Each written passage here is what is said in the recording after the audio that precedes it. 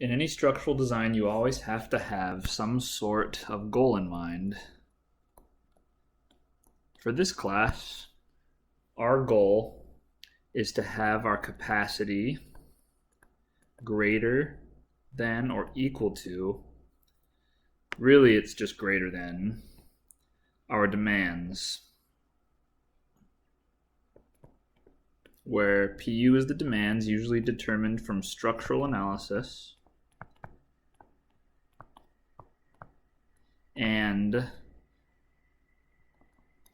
VCPN is your nominal capacity.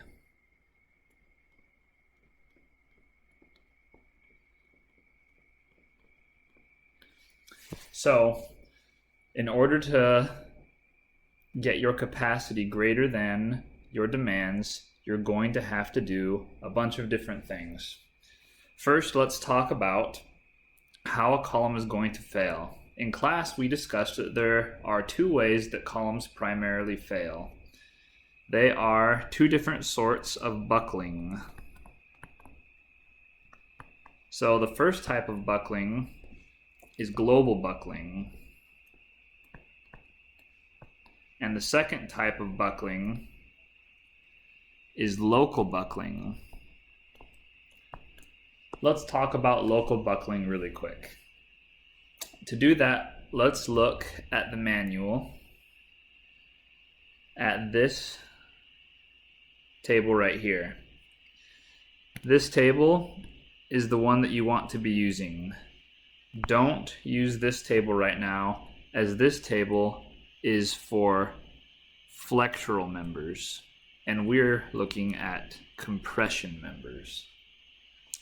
So in order to effectively use this table for a given shape, what you're supposed to do is first you need to determine which shape you're using, which of these sections your shape lands in. And you have to check each portion of the shape. For instance, local buckling could occur in the web or the flange or any other element of your section. For example, if we were to check if a W shape was slender or non-slender, this is the process you would go through. First, you would have to determine this limiting width to thickness ratio, lambda r. To do that, for say the web of a W shape, you come down and you find that the webs of I shapes are checked right here. You have to make sure that lambda, which is the width to thickness ratio, is less than or equal to lambda r to prevent local buckling issues. So lambda is determined for the web by doing h divided by tw as defined here. Let me zoom in a little. Oh, that's as far as it zooms in.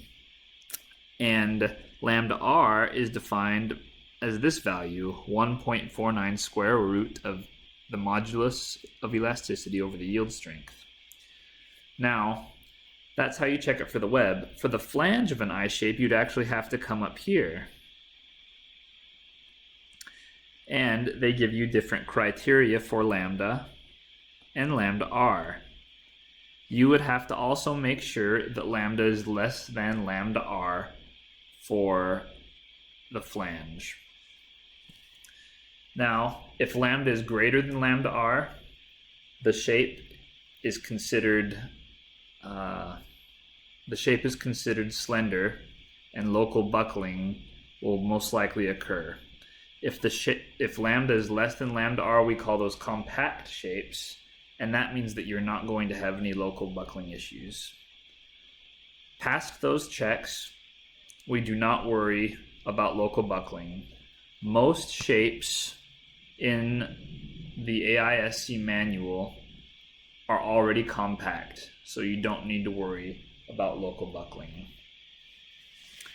Global buckling, on the other hand, requires a great deal more of work. First, let's understand this figure.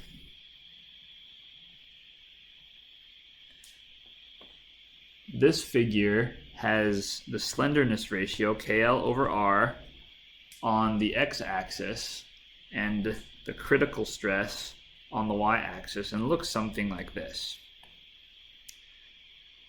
It has a value here in the middle that's equal to 4.71 square root of the modulus of elasticity over Fy, and this you can find in section E, which we'll show you in just a second. Anything on this side is determined to behave in an elastic buckling failure mode, and anything to the left is determined to be inelastic buckling.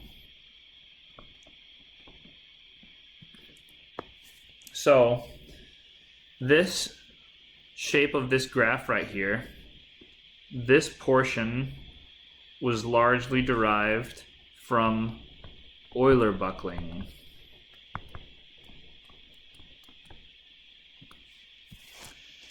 This portion over here is the yield stress, but you see that Euler buckling actually goes something, well, Euler buckling doesn't line up perfectly with this line. In this region, we see that there is a transitional zone between the yield stress and the Euler buckling theory that doesn't quite match up with theory. This is due to several things like residual stresses,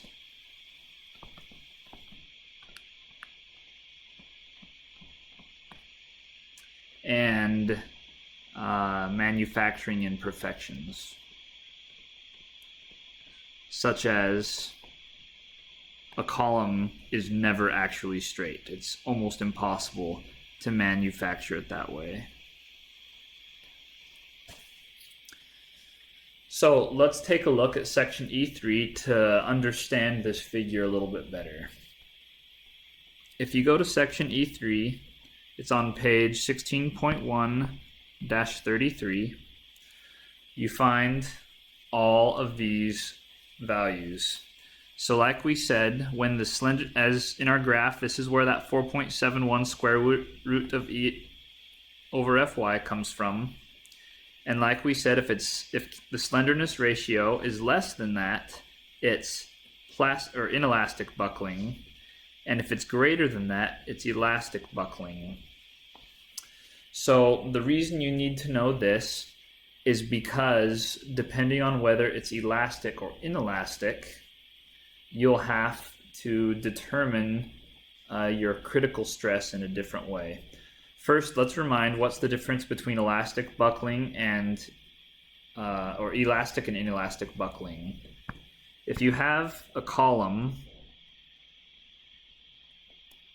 and you load it, say it's pinned something like this, it'll want to buckle. If you load it, it'll buckle something like this, right? Well, if you unload it and it returns back to its original shape, you know it buckled elastically.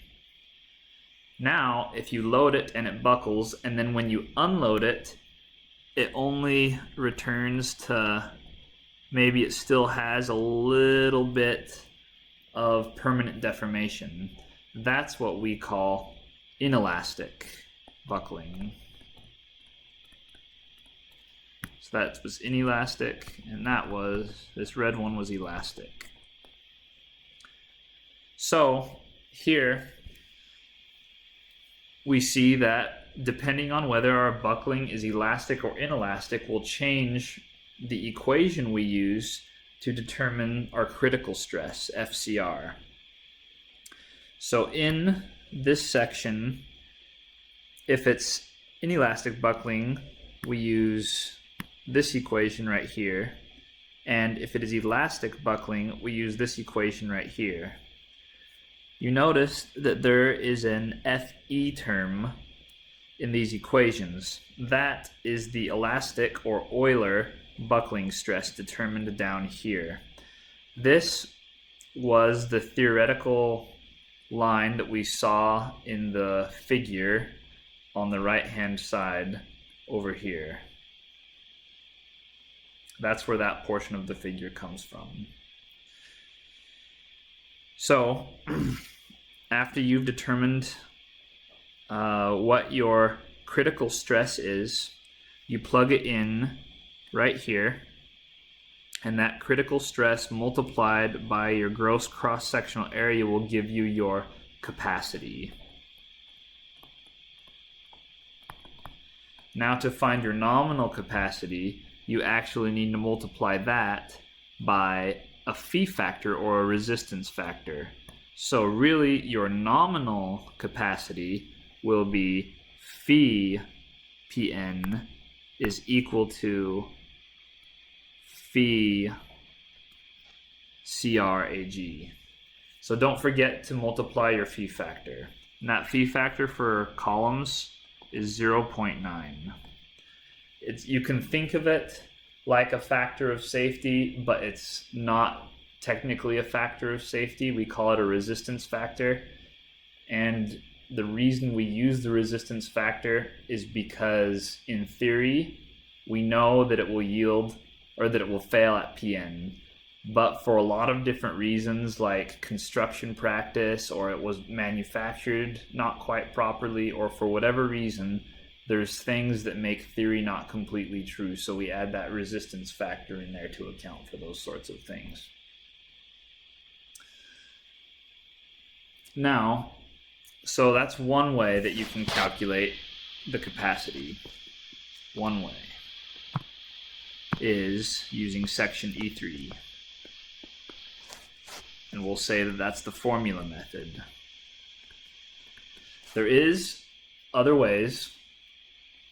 Let's look at a second way where you can find the critical stress more directly, and that's using table 4-23.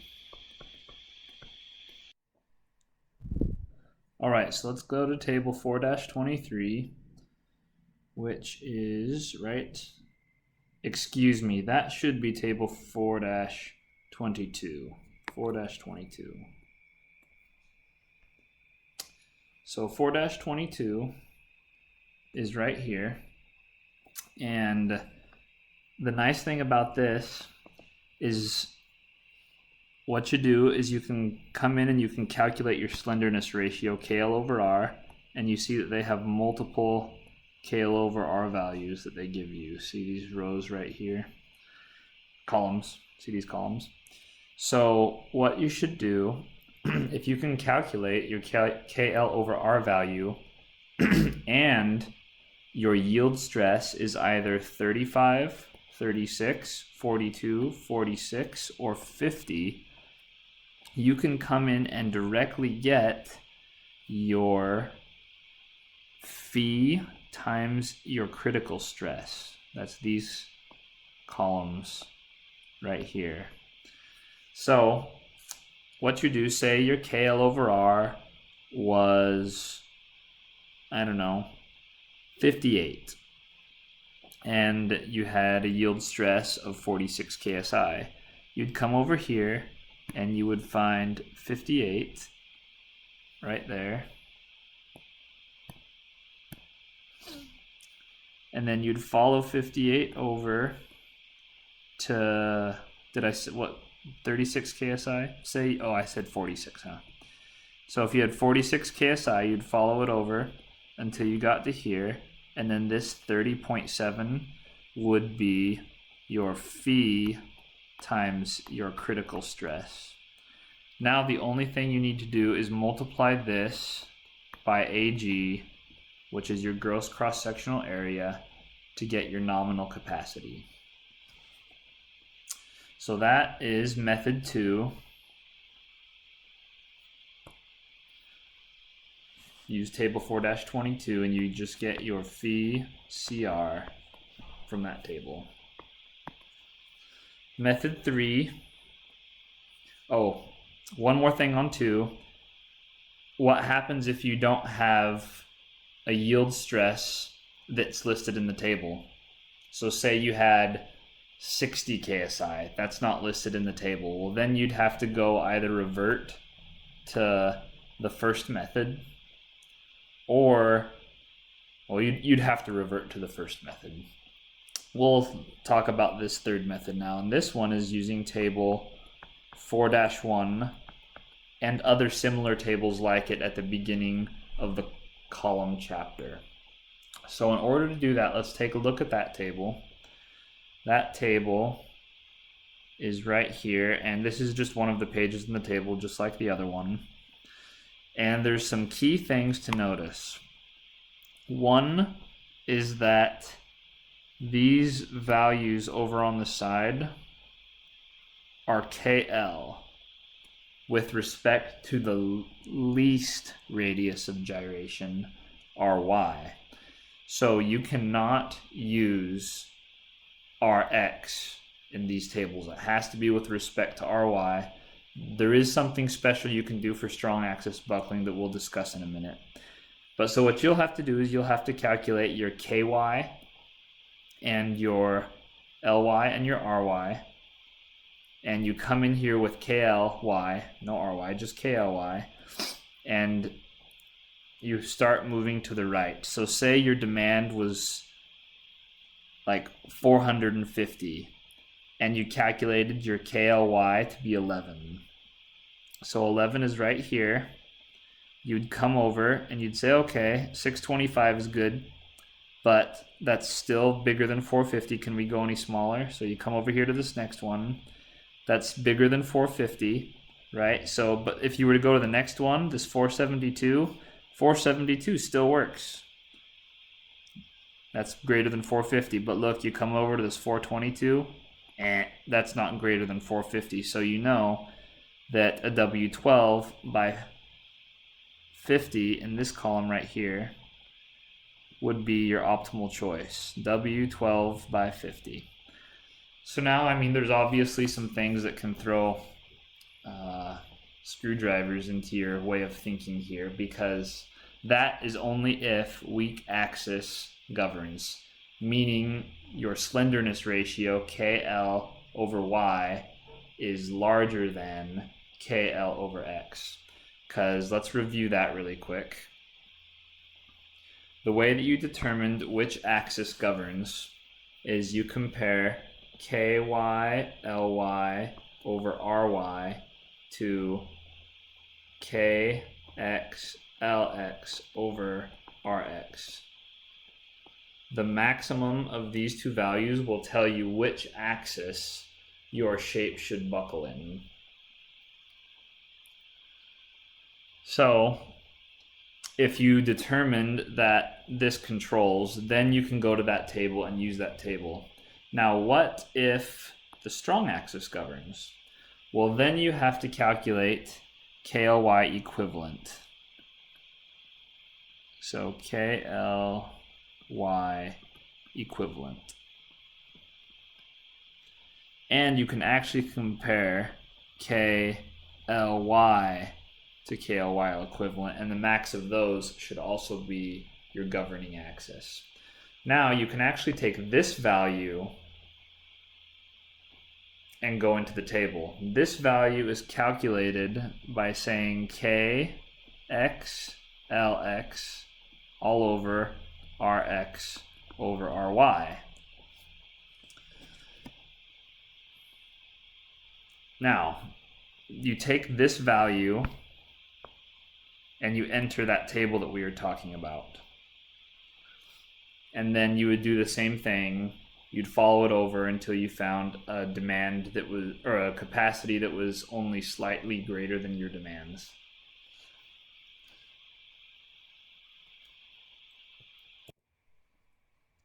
Let's talk about these global slenderness ratios for just a second.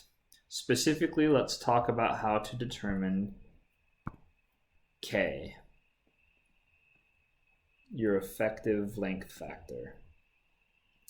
So the first thing you need to ask yourself is, are my boundary conditions neat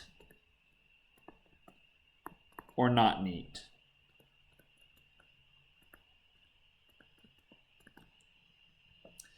The reason you need to ask yourself this is because if they are neat, then you will use table CA 7.1. C-A-7.1. In the manual, it's on page 16.1-511. So if they're neat, neat refers to boundary conditions that are either fixed, pinned, or free. So some examples might be something like this. Pinned, pinned. It might be something like this. Fixed, free. It could be a multiple of neat boundary conditions. Now, in the table, the theoretical k-value is given and the recommended design value is given. For pinned, pinned, you're always supposed to use the recommended design value. For pinned, pinned, that's 1. For fixed, free, that is 1.2. Oh, sorry, that is 2.1. And for other boundary conditions, you can look up the associated k-value in that table. Now, what happens if they're not neat? Well, if they're not neat, you need to go to the next page. And you will see two figures. Both of them will look something like this, where you'll have GA and GB. So the next thing, GB. The next thing you'll need to ask yourself is side sway inhibited? So meaning, is there side sway? If there is side sway, then you will use figure CA-7.2. This is yes, there is side sway. For no, you will use CA-7.1. Both of the figures will look something like what I'm drawing here on the left. The only difference is for CA 7.2, K will always be greater than or equal to 1. For CA-7.1, K will be less than or equal to 1.